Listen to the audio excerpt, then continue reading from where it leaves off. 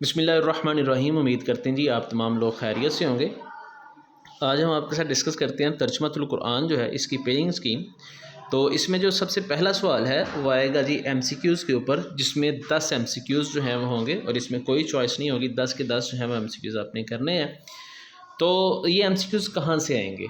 तो सबसे पहली चीज़ ये है कि ये तमाम जो 18 सूरतें हैं उनके तारुफ, मरकज़ी ख़याल या ख़ुलासा या आयत जो है उसकी आयत की तादाद, मकी या मदनी सूरत जो है उसके बारे में पूछा जा सकता है। सूरत का नाम क्या है, उसका मतलब क्या है, सूरत की फजीलत और सूरतों के वाक़यात के बारे में पूछा जाएगा।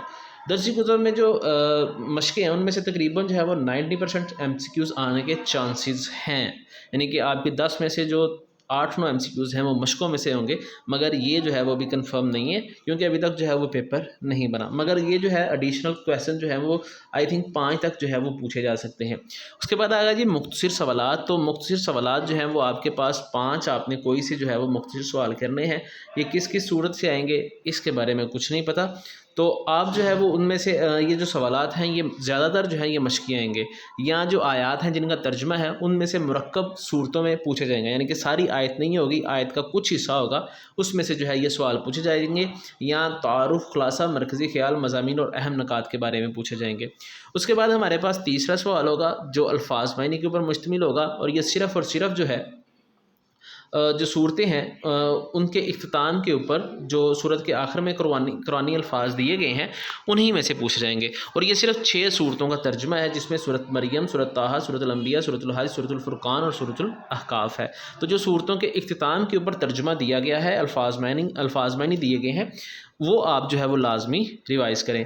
उसके बाद जो हमारे पास चौथा सवाल है वो आयात का तर्जुमा है।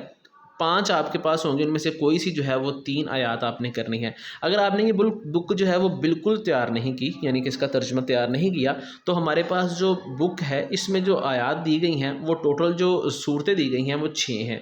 तो उनमें से अगर आप कोई सी भी जो है वो 4 कर लेते हैं, यानी कि 4 आयात जो हैं वो तैयार कर लेते, 4 सूरतें जो हैं वो तैयार कर लेते हैं, तो आपका ये सवाल जो है वो बासानी हल हो सकता है। 3 भी तैयार करेंगे तो मुमकिन है कि आपकी जो है वो तीन जो आयत हैं वो पूरी हो जाए, मगर 6 हैं, हर आयत में से हर सूरत में से एक आयत आएगी, तो आप जो है हो सकता है कि ये रिस्क ले। तो उससे बेहतर है कि आप 4 जो आयत सूरतें हैं उनको प्रिपेयर कर लें। उनमें से जो है वो आपने कोई सी 3 जो हैं वो सूरतें करनी है, उनका तर्जुमा करना है। उसके बाद आ गया जी सवाल नंबर 5। ये तफसीली सवाल है, इसमें आपने नोट लिखना है। तो ये 18 सूरतों में से किसी के भी ऊपर पूछा जा सकता है।